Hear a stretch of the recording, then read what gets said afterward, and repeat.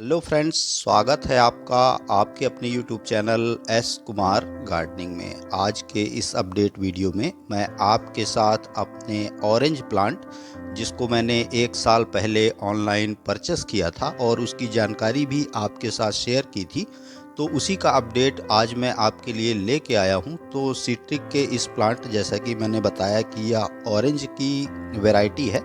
Variety कौन सी है यह तो क्लियर नहीं है, मगर इस पौधे पर अब फ्लावरिंग स्टार्ट हो गई है।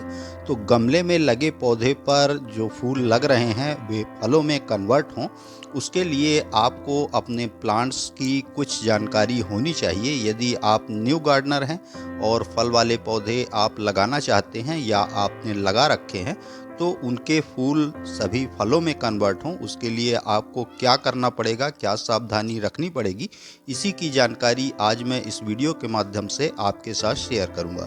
तो वीडियो में आगे बढ़ने से पहले आपसे एक रिक्वेस्ट है कि वीडियो में दी गई जानकारी यदि आपको पसंद आए तो वीडियो को एक लाइक और प्यारा सा कमेंट जरूर कीजिए फ्रेंड।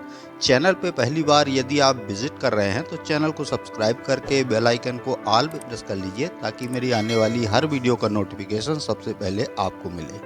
फलदार पौधे चाहे आपने पॉट में लगाए हों या ज़मीन पे, उसकी कुछ खास देखभाल आपको करनी पड़ती है। खासकर जब आपने फ्रूटिंग प्लांट गमले में लगाए हों तो उसकी देखभाल थोड़ी और ज़्यादा आपको करनी पड़ती है।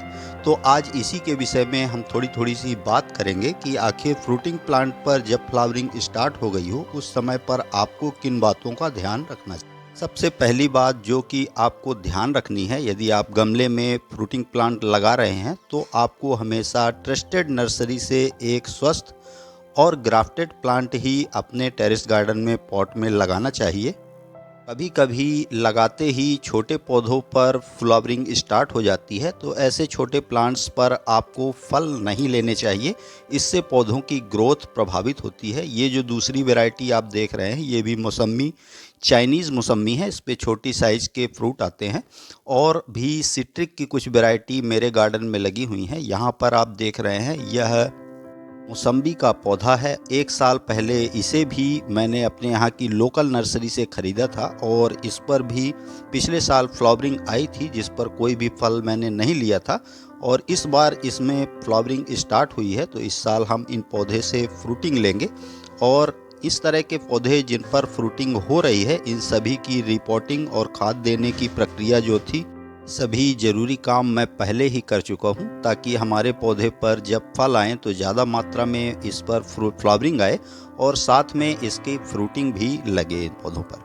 तो इनकी रिपोर्टिंग, जैसे कि छोटे गमले में लगे पौधे को बड़े गमले में शिफ्ट करने का काम मैंने अक्टूबर नवंबर में ही पूरा कर लिया था।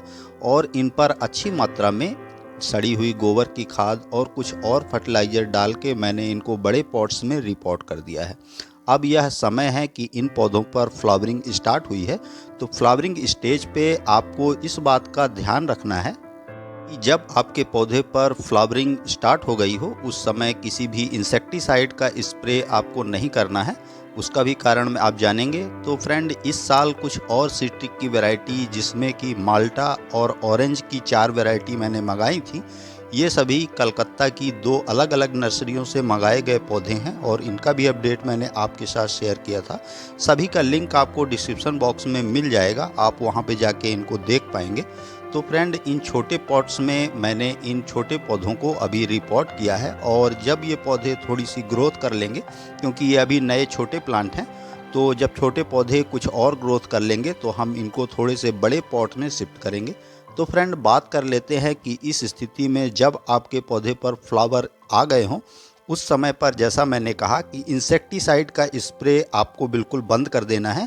इससे पॉलिनेशन की कमी हो जाएगी। पौधों पर जो इंसेक्ट आते हैं जिनकी वजह से पॉलिनेस होकर हमारे पौधे फूल जो हैं वो फलों में कन्वर्ट होते हैं, वह नहीं हो पाते। तो इस बात का आपको खास ध्यान रखना है कि इस समय किसी भी इंसेक्टिसाइड का स्प्रे आपको आपके पौधे पर नहीं करना है। यदि करें भी तो वह शाम के वक्त करें, दिन के वक्त बिल्कुल ना करें।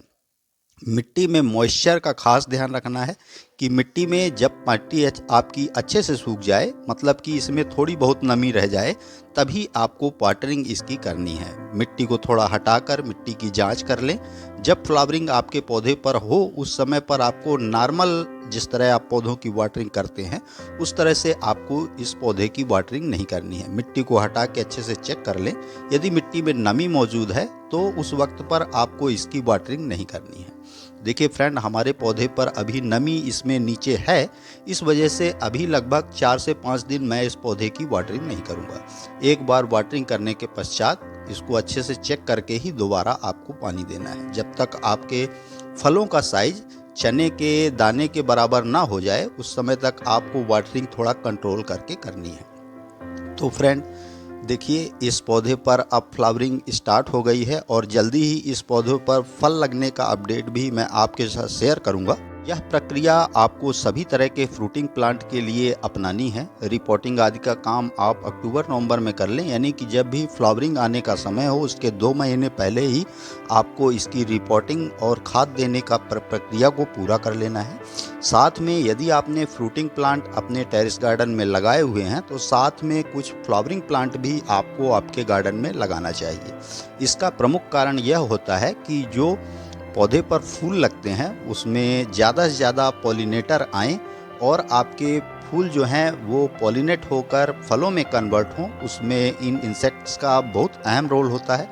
मधुमक्खियाँ वगैरह जब इन पौधों पर पॉलिनेट करती हैं तभी आपके पौधे पर फूल जो हैं वो फल में कन्वर्ट होता है। तो आप अलग अलग तरह के फूलों के पौधे भी साथ में शामिल करें।